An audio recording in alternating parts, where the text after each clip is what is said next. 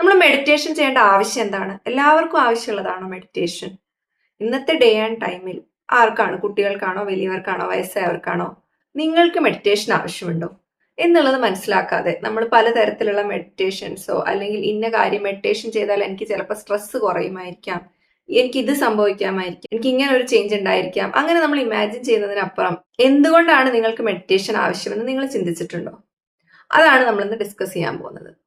അതിന് ആദ്യം തന്നെ നമ്മളുടെ തന്നെ ഒരു 10 ഇയേഴ്സ് മുന്നേ ഉള്ള ഒരു വെർഷൻ ആലോചിക്കുക. നിങ്ങൾ 10 ഇയേഴ്സ് മുന്നേ എങ്ങനെയായിരുന്നു എന്നുള്ളത്.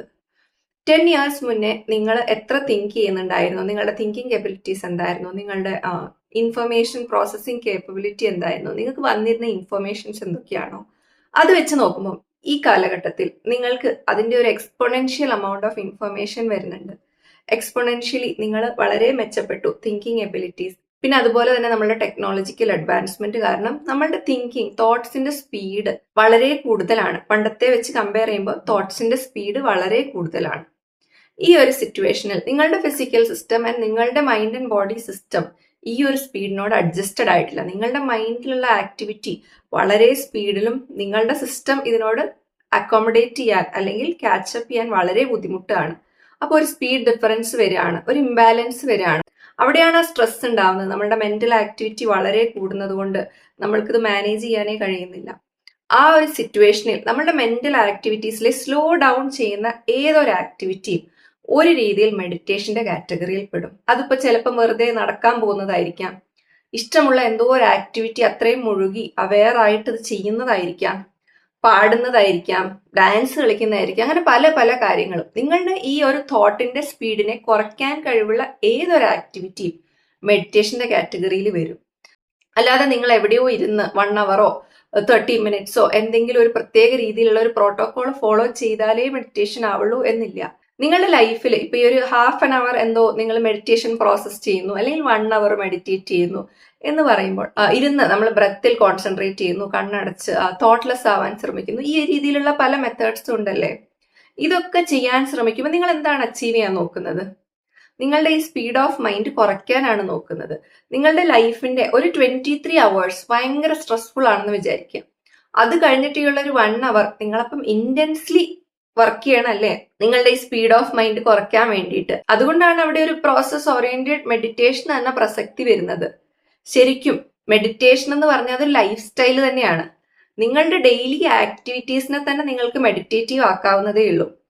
നിങ്ങളുടെ ഒരു ഡേ ടൈം, ഒരു 12 hours ഓഫ് ദ ഡേ നിങ്ങൾ ആക്ച്വലി വർക്ക് ചെയ്യുന്നത് തന്നെ മെഡിറ്റേറ്റീവ് ആയിട്ടാണെങ്കിൽ, നിങ്ങൾക്ക് ഒരു ഹാർഡ് വർക്ക് ചെയ്ത് നിങ്ങളുടെ ഒരു മൈൻഡിന്റെ സ്പീഡ് എത്രമാത്രം സ്ലോ ഡൗൺ ചെയ്യണം എന്നുള്ളതിന് വേണ്ടി നിങ്ങൾ ഉപയോഗിക്കുന്ന ആക്ടിവിറ്റീസ് അല്ലെങ്കിൽ ടെക്നിക്സ്, മെത്തേഡ്സ് ഒക്കെ കുറച്ചും കൂടി സിംപിളർ ആവാം. നിങ്ങൾക്ക് കഠിനമായ മെത്തേഡ്സ് ഒന്നും യൂസ് ചെയ്യേണ്ടി വരില്ല.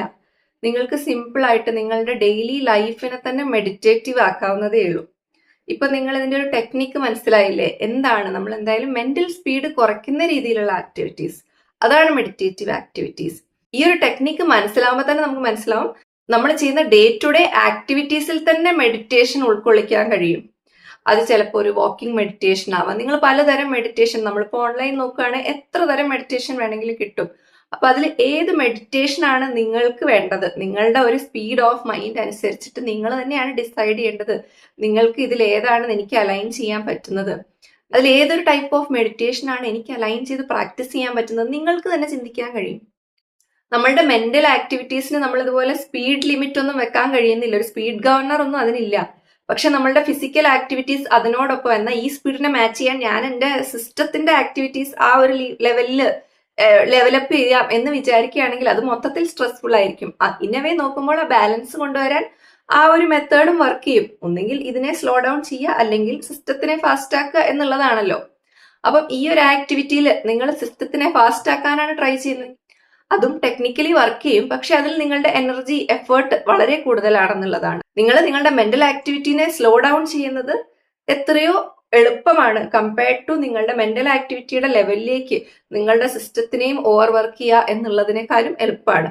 ഇതൊരു ഓൾട്ടർനേറ്റീവ് മെത്തേഡ് ആണ്. അത് എങ്ങനെയാണ് ഇംപ്ലിമെന്റ് ചെയ്യേണ്ടതെന്ന് അതൊരു ഇന്നോവേറ്റീവ് ആയിട്ടുള്ള ഏരിയ ആണ്, നിങ്ങൾ അത് ആലോചിക്കാവുന്നതേ ഉള്ളൂ. ഇനി അതുപോലെ തന്നെ നമ്മുടെ മെന്റൽ ആക്ടിവിറ്റീസിന്റെ സ്പീഡ് കൂടുന്തോറും നമ്മൾ ഇമോഷണലി വളരെ സെൻസിറ്റീവ് ആയിട്ടുള്ള ആൾക്കാരായി മാറി മാറി വരികയാണ്. മെന്റൽ ആക്ടിവിറ്റീസിന്റെ സ്പീഡ് കൂടുന്നതിന്റെ ഒരു റീസൺ ആണ് നമ്മൾ ഫുള്ളി കണക്റ്റഡ് ആണ്. ഇപ്പൊ സൊസൈറ്റി ഭയങ്കര കണക്റ്റഡ് ആണ്.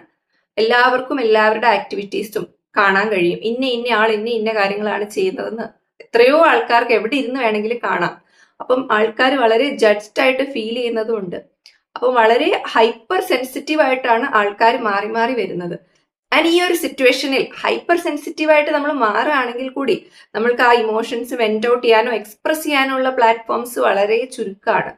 നമ്മളുടെ ഒരു സോഷ്യൽ ഡെക്കറം അനുസരിച്ചിട്ട് അങ്ങനെ ഇന്നയാൾ ഇന്ന രീതിയിലൊക്കെ ബിഹേവ് ചെയ്യാൻ പാടുള്ളൂ, ഇന്നയാൾ കരയാൻ പാടുണ്ടോ, ചിരിക്കാൻ പാടുണ്ടോ, അങ്ങനെ കുറെ ലിമിറ്റേഷൻസ് ഉണ്ട്. അതുകൊണ്ട് തന്നെ ആൾക്കാർ ഇതെല്ലാം സപ്രസ് ചെയ്തിട്ടാണ് ജീവിക്കുന്നത്. ആൻഡ് ഈ സപ്രഷനാണ് സ്ട്രെസ് ആയിട്ട് നമ്മളുടെ ലൈഫിൽ മാനിഫെസ്റ്റ് ചെയ്യുന്നതും നമ്മൾ പല രീതിയിൽ അതിനെ മാനേജ് ചെയ്യാൻ ശ്രമിക്കുന്നതും. നമ്മളുടെ ഈ ഒരു ആക്ടിവിറ്റീസിന്റെ സ്പീഡ്, മെന്റൽ ആക്ടിവിറ്റീസിന്റെ സ്പീഡ് കുറയ്ക്കുകയാണെങ്കിൽ തന്നെ നമ്മളുടെ ഇമോഷണൽ ഹൈപ്പർ സെൻസിറ്റിവിറ്റി എന്നുള്ളൊരു വിഷയവും കൂടി നമ്മൾക്ക് അതിനോടൊപ്പം ഒരു ബൈ പ്രോഡക്റ്റ് ആയിട്ട് സോൾവ് ചെയ്യാൻ പറ്റുന്നതാണ്. മെഡിറ്റേഷൻ എന്ന് പറയുമ്പോൾ ഒരു റീകാലിബ്രേഷൻ പോലെയാണ്. ഈ സ്പീഡിന്റെ ഒരു റീകാലിബ്രേഷൻ എന്ന് പറയുമ്പോൾ നമ്മളൊരു വെയിങ് മെഷീൻ, അത് കാലിബ്രേറ്റഡ് ആണെങ്കിൽ മാത്രമല്ലേ അതിൽ കറക്റ്റ് ആയിട്ടുള്ള വെയിറ്റ് ക്ലാരിറ്റിയോടുകൂടി കാണിക്കുള്ളൂ.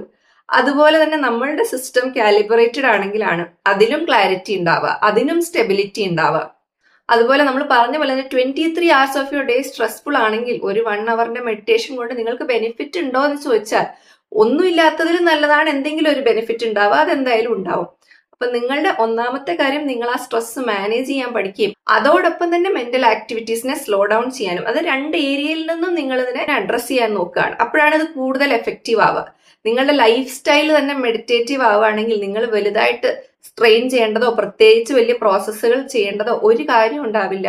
നിങ്ങളുടെ ലൈഫ് അത്രയും സ്മൂത്ത് ആയിട്ടായിരിക്കും പോവുക.